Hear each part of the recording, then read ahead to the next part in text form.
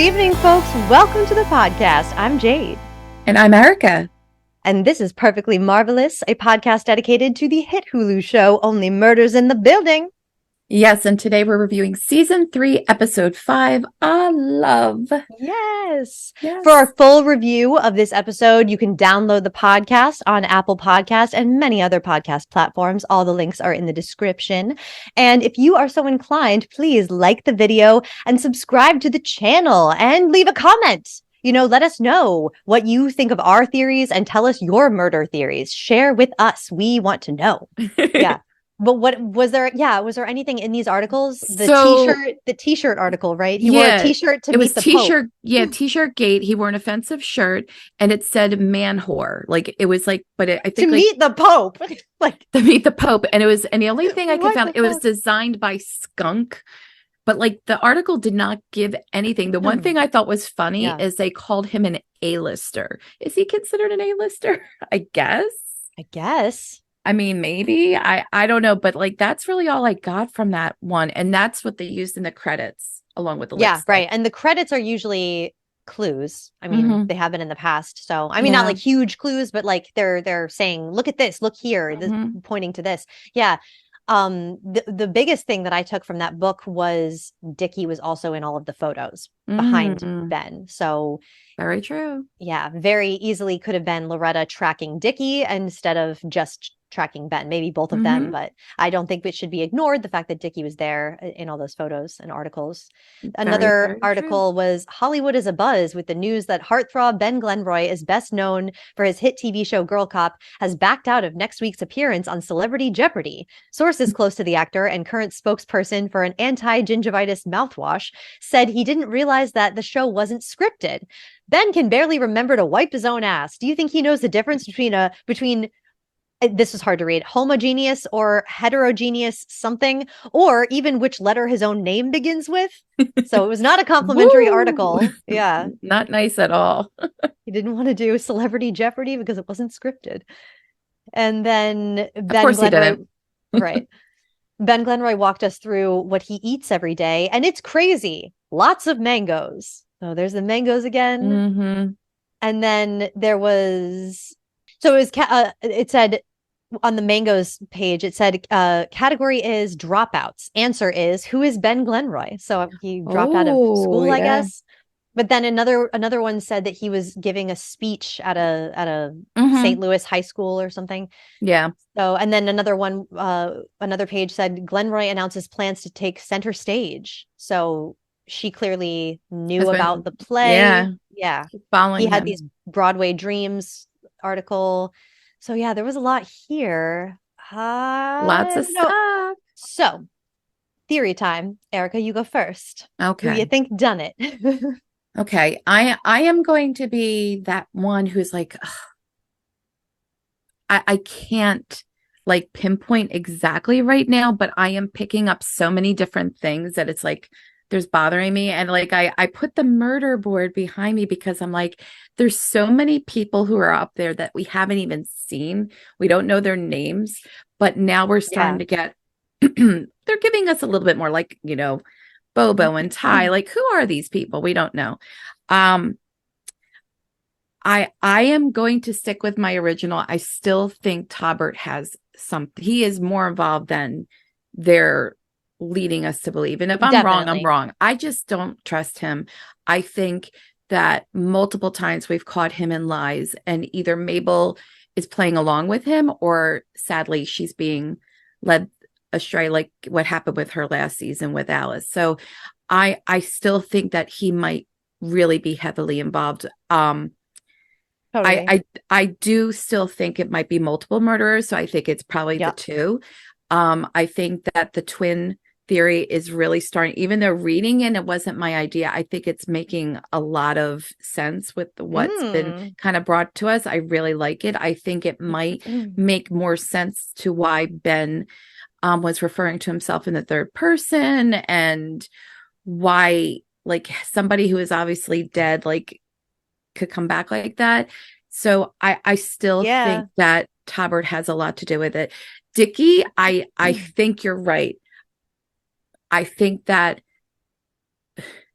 The only thing that bothers me is he hasn't been here. He has Yeah. Oh, not. yeah. He And is a they're withholding him for a reason.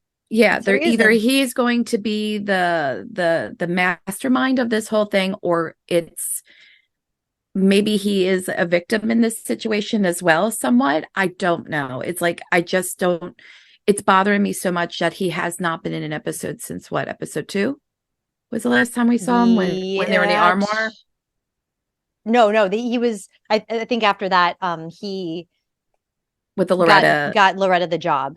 Yeah, but it's But still yeah, it's but like he's even when we see him, he says almost nothing. It's like we there's don't nothing. know who he is. We don't Nothing. know Yeah. anything about him other than what did Loretta call him? Was it caring? Kind-hearted. Kind-hearted. Like they're like that connected the two. A little bit even more, even though we know that they obviously have some type of relationship that they shared, like because she went with him to help her get a job. So I feel like Loretta, Tobert, and Dickie are somewhat all kind of in this like weird triangle, and that we're going to figure this out at some point. But it's like Okay. there's just too much there. And then now with this whole thing with Jonathan, I'm like, a Dr. C, I'm like, I know. maybe it's more than a few people, it's more. So I still think now let me get this right. I'm so bad at it. There he is. I don't know. I don't trust you. I don't trust you at all. He's a shifty one. Yes, he That is. Tobert. Yeah. Yes. Yeah, So what I do you agree. think? Tobert definitely knows more than he's letting on. Mm-hmm. I'm not as suspicious of him as you are, I don't think. I don't know why. I just can't get behind the Tobert, any kind of a Tobert theory. But I have a lot of evidence to back up. Well, I don't know if it's even necessarily a theory that I have. I've got an idea of what I think it is, but I want to talk about some clues first and some evidence that I have. A lot of it circles around the posters, the plays that are referenced. This is a theater season, so we're Mm-hmm. getting a lot of references to plays, and what that does is it's basically like a cheap way of saying a whole, I mean, it's or not a cheap way, it's a quick way of saying a whole lot. So when you say As You Like It, the Shakespeare play, that comes with the whole history of, you can just put up that poster and you're sending a huge message because, okay, what's so the very opening line of this whole show is all the world's a stage and all the blah blah, we know how that goes, right? The very Mm-hmm. first line of the whole third season is Shakespeare, As You Like It. Mm-hmm. Also in the first episode, in Shakespeare times, men played all the women, and Mm-hmm. so we're getting a lot of these references. And there was King Richard was mentioned and Macbeth. So yeah, I've got them all here. So Yeah, let me hear them all. As You Like It is got feuding brothers, right? Duke Mm-hmm. Frederick deposes his brother Duke Senior. He exiles him. There's also disguise aspect to it. Rosalind and Celia in disguise escaping into the forest. Then in episode 1, we also see the play that Loretta is highlighting lines from Salome. Salome shows up a whole lot. She's also reading 3 plays by Thornton Wilder. In the 3 play collection that I have, there's Our Town, Skin of Our Teeth, and Matchmaker. I couldn't really glean a whole lot from that, and I don't know that there's a lot to that because we can barely see the book. But then there's The Winter's Tale that we do see very clearly. Loretta is sitting in her little nook and she's reading The Winter's Tale. In The Winter's Tale, a king suspects his wife of having an affair and abandons his daughter to be raised by someone else, a shepherd. And then the daughter ends up marrying the king's rival. So there's this child abandonment, child being kind of adopted by someone else. So we have feuding brothers, child adoption, and we have Salome, and I'll come back to Salome. But episode 2, we see a card in Ben's dressing room that says the play's the thing, and he has it in 2 places in his dressing room. So in Hamlet, there's a play within a play. Mm-hmm. There's the brothers kill the king, kills his brother to marry his wife and become king himself. And Hamlet ends up putting on a play inside a play in order to reveal his uncle's guilt. Like the play is the thing wherein I'll catch the conscience of the king. Mm-hmm. Hamlet attempts to kill his uncle to avenge his father. So more brothers feuding, and the play inside the play, that's not for no reason. Then Right. there's another Hamlet quote from Greg, something's rotten in the state of Denmark. So there's 2 Hamlet things. The Richard II poster at the theater. So Richard II is a play about a king who completely abuses his power, and nobody likes him. He's a pompous ass. Richard is terrible. He treats his family like shit. He uses and discards people just without a care. He's very unemotional about like his uncle's death. Richard might have even been the one to kill his uncle. We don't really know. But by the end of Richard II, we sympathize with this guy. We actually feel bad for him when he loses everything and he's deposed. So I have a feeling that what I can relate that to is like, is Ben Glenroy a Richard II character? Maybe. He's he's on an ego trip, man. He's horrible to everyone. So I feel that maybe by the end of this show, we might be looking at Ben in a different way and having sympathy for him. I don't know. Then another poster that we see is the cherry orchard.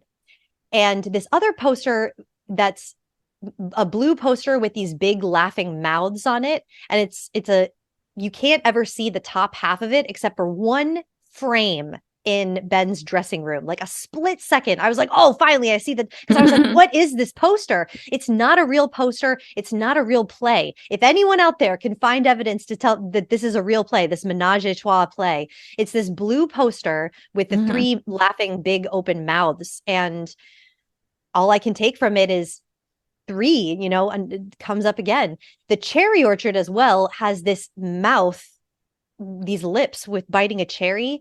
And the cherry orchard does involve 3 people kind of losing their home. There's more than 3 people in the cherry orchard, but the 3 main people they lose their home. And at the end, one of them, dies, gets locked in the house. The poor Furs, the servant, he dies. And everyone just kind of forgets about him. So there is themes of 3 going on here, and these big open laughing big mouths. Another one is in episode 3, I think for the first time, we see this Carney's poster, another poster that is not a real poster. Oh, and also the cherry orchard, this mouth biting the cherry. That's not, obviously Cherry Orchard is a real play, but this poster is made up as a prop for this show. So these mouths keep coming back. In Carney's poster, it's a clown, a menacing clown mouth. And if anyone can tell me about this, if this is a real show, I couldn't find any evidence of Carney's being a real show. Then we see the Salome poster again in Ben's dressing room with the Carney's poster. So in Salome, I take this as Oliver is kind of maybe like King Herod, who is enamored with Loretta/Salome. Now, in the play, Herod offers Salome anything she desires, anything at all. After he sees her dance, he falls completely, he's just completely enamored by her. She does the dance of the 7 veils, or the nanny's lullaby, maybe. Kind of similar. Or even just her monologue. Yeah. I just could not see Loretta as being related to Salome in a lot of ways. There's a theme in Salome of lust and desire eventually leading to your destruction. So what you're attracted to is your own undoing. There's a lot of moon imagery in Salome as well. There's a comparison of Salome to the moon, and in the Nanny's Lullaby, Loretta sings about moonlight. It's nighttime, and she's also referencing the lighthouse, but the moon could be kind of seen as a lighthouse. It's like a beacon in the night. So there's also a maternal theme in Salome, especially in the biblical version of Salome. I don't know if there is as much in the Oscar Wilde version. I can't remember if in Oscar Wilde it is Salome's mother who says, "Get that John the Baptist head on a charger." I can't remember if that's in Oscar Wilde's version, but the mouths thing keeps coming up. And the only link that came up in my mind is that Salome falls in love with John the Baptist, and she really goes into detail about his red mouth, and she's lusting after him, and she really wants to kiss him. She's so, she says I will have you. And when he refuses her, that angers her, obviously. And she demands his head on a charger, on a platter. And then when she gets the severed head in front of her, she kisses his dead head, which leads to her death. I don't know what this means, but I couldn't help but really get the sense that Salome is like Loretta in a lot of ways as I was, going through and researching it all. And I haven't read Salome in years, so let me know if I'm missing something out there, listeners, everyone in the audience. Love it. Please. I love it. And then we get another reference to Bobo being in As You Like It in episode 4. Mm-hmm. And in Kimber's dressing room, we see the poster of Salome. We see a poster of The Importance of Being Earnest, another Oscar Wilde play. Yeah. Two brothers in that play who turn out to be the same person. Just saying. Also, big theme of adoption. Adopted baby, a baby in a handbag in Importance of Being Earnest. And we also see a poster of the play Mrs. Warren's Profession by George Bernard Shaw, which is about a Victorian, like, high-end prostitute and her daughter. And we see the Cherry Orchard poster again. Then in episode 5, Loretta mentions the Merry Wives of Windsor. I couldn't really draw too much of a comparison to this, except that maybe Ben is kind of like Dr. Caius in the way that Dr. Caius abuses his assistant, Rugby, like, terribly. But I didn't really get much more from that. But there's a lot of Shakespeare, a lot of classic plays here. And just, those two plays that don't exist, Carnies and Menage a Trois, both having these weird mouths, these open mouths, like menacing, creepy mouths. I just don't know what to make of all this. Hey guys, Editing Jade here. So there's a couple of things I forgot to mention. In As You Like It, the two brothers fighting are named Orlando and Oliver. Okay, Oliver banishes Orlando and gets the court boxer named Charles to seriously injure Orlando. Now, in the end, Orlando ends up saving Oliver's life, and the play ends with a wedding. So obviously there's the name connection here, which on further reflection, I have a hard time believing is a coincidence. But maybe this also signifies Mabel in the wedding dress that we see in the trailer. Thoughts? Now, in Mrs. Warren's Profession, Mrs. Warren is an ambitious businesswoman. She's manipulating men by managing a brothel to earn a living. Now, this could be a connection to Kimber wanting to use Ben to promote her anti-aging serum. Also, in episode 4, I realized that we do actually see cast photos on the wall with their role listed beneath. It does say that Jonathan is playing the detective, so I guess he's been officially cast. I have a hard time believing that this will happen because his lack of fame. I mean, how is Donna going to be okay with this? You can't have a Broadway show without a star. So the cast list says Loretta's the nanny, Ty is playing the father, Jonathan's the detective, Kimber is the godmother, Charles is the constable, and Bobo is the narrator. Obviously, the three babies are just prop dolls. A lot of food for thought.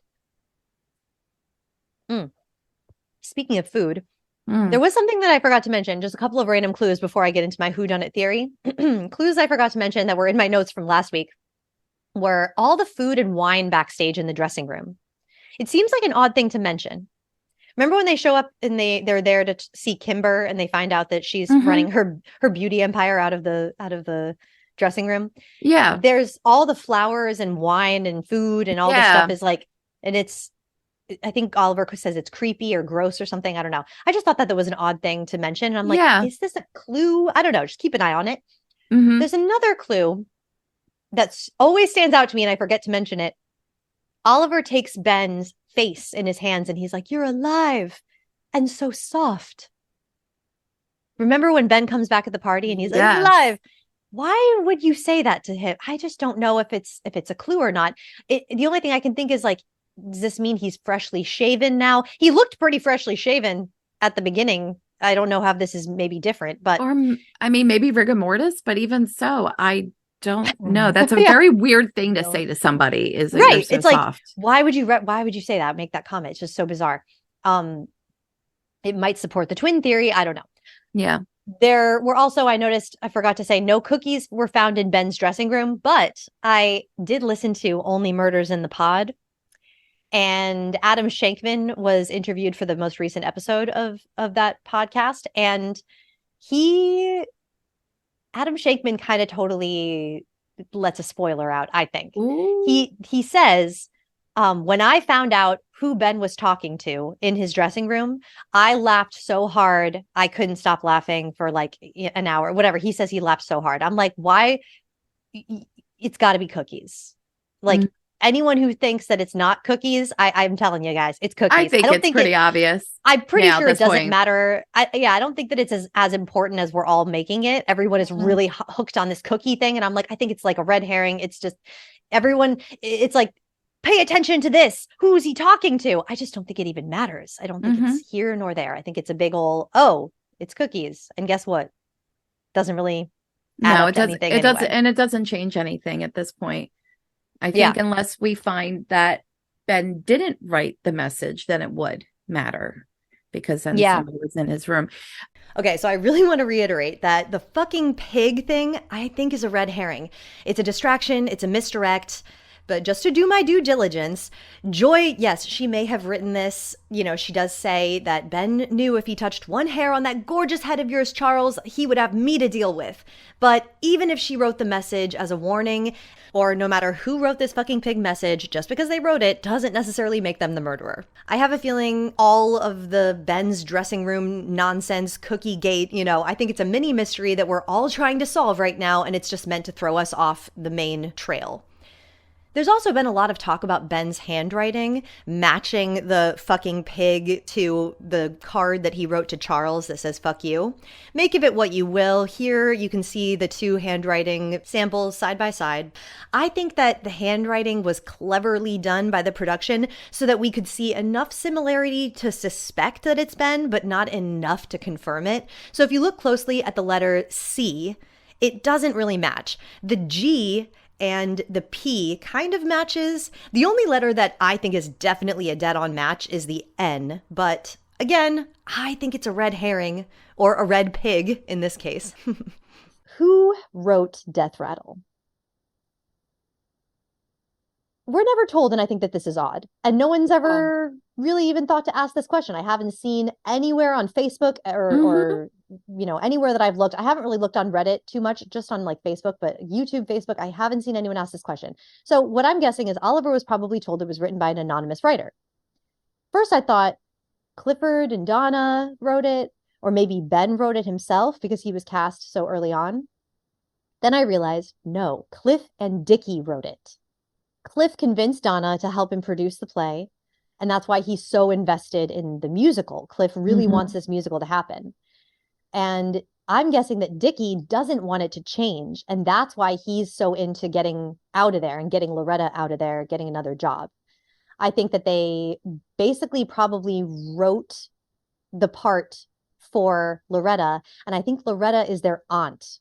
There is that thing on Loretta's refrigerator that I keep bringing up, Aunt Loretta. Yeah. So, you know. Now, I think Oliver, it makes sense too why I really thought about this production of the play and how it's getting made. Oliver is the director because he's not established anymore. He's not respected in the community as a director. He's like a has-been, you know, he's had some flops. So no self-respecting director would take on the project by unknown, anonymous playwrights, and with a problematic star, Ben Glenroy, who's probably known to be difficult to work with. So, you know, and Loretta's another unknown. Kimber's like a TikTok star. Like, this is a really wacky sounding, like, who would buy that Broadway show? So they get Oliver. You know, he's considered to be washed up. He's, you know, his reputation wouldn't be hurt if it was a flop. So he took on the job, and Cliff and Dickie, you know, they wrote the part for their Aunt Loretta. And I'm thinking Loretta's sister, Dick and Cliffy. Maybe Donna? Dickie and Cliff's mother. No. Donna's an adopted mother. Okay. Loretta's sister, Dickie and Cliff's mother, died. Somehow, maybe related to the plot of Death Rattle. So maybe the play is autobiographical. Maybe on Dickie and Cliff's part. And it could be that one of them wrote the play and not, it wasn't a co-writing thing. I feel like it was both of them writing together though. Do you remember maybe it was just Cliff.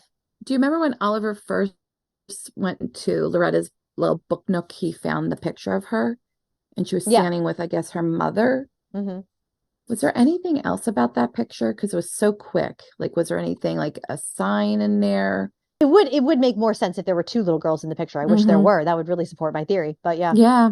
Interesting. So anyway, so the children, I think Dickie and Cliff were put up for adoption.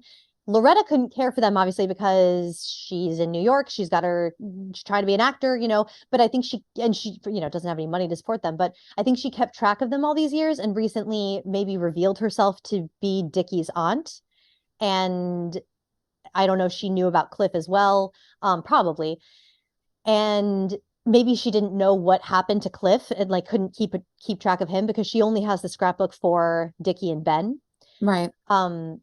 So did Donna and Ben know that Loretta was an aunt? Probably not. Why not? I don't know. I just don't think that Donna and Ben knew about this aunt situation. Maybe Dickie and Cliff, either one of them or both of them, killed Ben because he was trying to hurt Loretta. We see him trying to strangle Loretta. Yeah. So I'm guessing that Dickie and Cliff are responsible for Ben's death somehow, and then Loretta and Donna are covering it up, or will, be revealed to be covering it up. So is it too on the nose though, like the play, like exactly like The Nanny? I mean, maybe. I don't think I'm completely on the mark here, but I think I'm onto something with this Dickie and Cliff being the twins. I think that I did even think about that, and I like that because you're right. Once you see it though, you can't unsee it. Now, it could also be that Ben and Cliff are actually related, not Cliff and Dickie. Ben and Cliff could be the twins separated at birth because they do seem a lot closer in age, and they both reference being 8 years old for some reason. I am almost 100% certain that Dickie is for sure adopted and not related to Ben because there was an article released on August 9th, one day after the premiere on thewrap.com, and it has character breakdowns for everyone, and under Dickie's, it says he is Ben's adopted brother.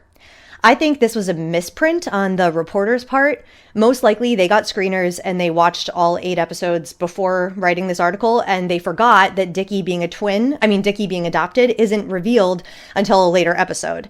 So I saw one post about this on Facebook, and that's it. It seems to have flown under everyone's radar, but I'll link that article for you guys to take a look at and see if you think it's credible or not. They're really weird, Cliff and Donna. They're like a very odd. I keep going back to it. What is odd for this show? Like they're not even funny. They're just kind of just where it's just so it screamed out to me all of a sudden when I was just like, okay, what the fuck is going on with this incest? And I'm like, it's Disney. This can't be funny. This can't be played for humor. And then I'm like, oh my God, he's adopted. He's the okay, now I see it. Ben is not the twin or the triplet. He's the one who's I like the to see different that one, the different brother, the third brother. Yeah. So there's some unanswered questions. Why did Ben attack Loretta? Was Loretta lying about Ben saying that she was obsessed with him? I mean, it's possible that Ben found out somehow about, like you said, her book, keeping track, her scrapbook, and maybe he took that to mean maybe she brought it with her to the theater one night and found and maybe he thought she was a stalker. Because what did he say to her when he first saw her? Well, this is one of my unanswered questions. Why is he so complimentary to Loretta at first? And he's like, whoa, the energy coming from here. Am I right? Look at this woman. She's amazing. And then in 2 seconds, he wants to get her fired when he knows what that feels like. And he was traumatized by getting himself kicked off a show after a bad table read. So I'm like, why? And I mean, at least we know now why he spoke to her the way he did when he came back to life. That was, you could see how heated that was. I mean, and they did answer that she's the one, at least through that, she's the one that caused the red mark. So that's no longer a mystery. Right. Yeah. So now we know why Charles is saying, stay away from her. I know what you did. Pretty sure that I know what you did is I know you tried to throw this woman off a balcony, Yeah. Yeah. Which is good. We need some of those questions answered. But there's still so much to cover. There's also one other thing I wanted to bring up. Who did I don't know what this means, but who did Kimber sell her hanky to? And maybe that has something to do, because she says she sold it on eBay, I think. That possibly might have something to do with the hanky that Ben was holding. Maybe it was the person who she sold it to is someone so they still had a hanky.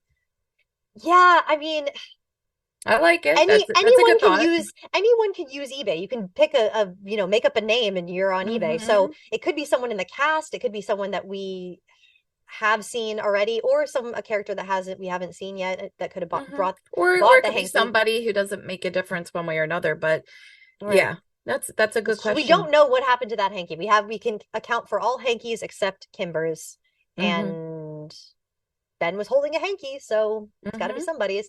It Well, is. actually, we can't account for, this is getting into my next thing. Howard, we can't account for his hanky or KT's. It shocks me that Mabel didn't say, well, what about the hankies that Howard and KT have? We got to get theirs too. All she says is like, get the hankies. And I mean, she says we got all the hankies except for Kimber's, but we never see them ask Howard or KT for their hankies. So I don't know. There's that too. Yeah. I don't know if Been it's dropped just a little bit. like, yeah, it's a plot line that was dropped weirdly. And it could be because it's a clue and it's intentionally dropped. Who knows? Yeah. But Howard, I can't discount Howard. And when I really think to myself, okay, could it be Howard?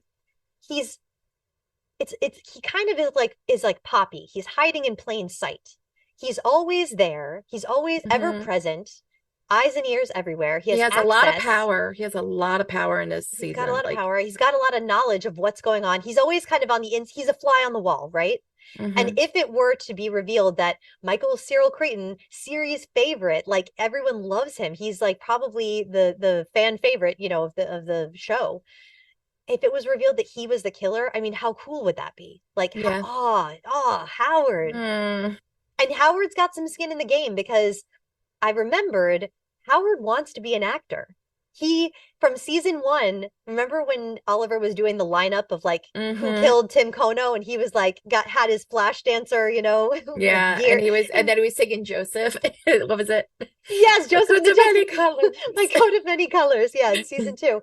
So, and then in season 3, yeah, he didn't get in the show. Oliver said, "Be my assistant instead." So there's that. I like that. That's a lot. He's got some angst. Motive. Yeah, a little bit of motive. Another motive for him possibly being just like what I was saying last episode, like he could be only responsible for Ben's collapsing just to push Jonathan on stage opening night. If he would have been around and in the position to overhear the fight with Loretta, and he could have overheard her say fucking pig, and he could have been the one to write it on the mirror. That's true. However, the one thing that tells me it's probably not Howard is he is always pushing State Farm insurance. And State Farm is a sponsor of Only Murders in the Building. So would they want the murderer to be their spokesperson? I don't know. I don't think so. I don't know. That's a good point. Yeah, that's all I got. It's not a whole lot. It's mostly just I rewatched for clues. I rewatched in pieces. I love like, and I think just because of how they kind of said that they're going to use the set intentionally, that like with Poppy last season, like they put all those different clues. But I like that, but it also, because it's from classic literature, that maybe some people who haven't had that exposure to those, they won't catch them as quickly. Totally. Yeah, you have to go and really do your research. And you have that's what I'm saying. And you have to know the themes. It's not going to just be something like obvious. But no, luckily like for me, it's like, this is the one thing I know. Like I have Jeopardy-ish knowledge about them, like theater, plays. I know these things, so I didn't have to do as much Googling as probably. I hope a lot of that does come true, because I like that. I think it's real easy. It's real easy to throw a reference up like a play poster, because it's like I was saying, it's loaded. You're saying so much with just a poster. Yeah, but you are noticing the different themes and the mouths, multiple mouths, especially if they're really foreboding. I forgot to mention that too. The only other mouth thing we get in this is the dummy has that big rattle in its mouth. Yeah. And that was very menacing looking, kind of like those laughing mouths on the posters. So that was another connection I made. And also Ben was bleeding from his mouth when he allegedly bit his tongue. I think there's something anyone can shed some light, please, listeners. I'm begging you, man. No one we didn't get a lot of feedback this week, but please, let's hear. Yeah, like come on, we guys. Want to, not like hot takes or like wild and expanded theories. Tell me why I'm full of shit. Okay, now we do get a couple of clues in the credits. So in episode 1, the ending credits, we see the death rattle poster, mysteriously without the writer's name on it, which is odd for a Broadway poster. And we also see Ben's Indiana Jones like detective hat. In episode 2, we see the Cobra 3 movie poster. Okay, there's the number 3, which we're seeing a lot. And then we see Greg Rivera's security badge with an ID number 8291902. I don't know if this is a clue. I'm just throwing it out there. Episode 3, we see the Death Rattle Dazzle poster, still without a writer's name. And we see 3 baby carriages in the poster and 3 figures of people. Okay, more 3s coming up. And then we have the hanky with the baby rattles. Episode 4, we see Kimber's serum bottle and the orange Statue of Liberty, which was in the fish tank. Now, something that I thought of, what is the Statue of Liberty, right? It's sort of a female lighthouse. Another connection to Loretta, maybe? I don't know. Let me know what you guys think. Episode 5, the ending credits are the Ruby Strippers, Joy's lipstick, and the article of Ben, the t-shirt gate. He wore this inappropriate t-shirt to meet the Pope. Not quite sure how it all fits together yet, but chances are these are clues that will help us solve the mystery, so I'm just keeping track of it all here. Okay, the next comment is on YouTube from Wasted Poe. Couple of random thoughts. I'm starting to get a sinking feeling regarding the theory that Ben was talking to Cookies in his dressing room. His dialogue was so clearly signaling Cookies that I assumed the writers would be aware of how obvious it was. Surely one of the main characters would have brought up the cookie possibility in the next episode. Well, they didn't, but sad. Except no one did. And now we see fucking pig written on the mirror, which would also be consistent with the idea that Ben was talking about Cookies. I wonder what the writers are going... I worry that the writers are going to drag out this particular mystery until late in the season and then reveal it was Cookies all along, not realizing that the audience got it right away.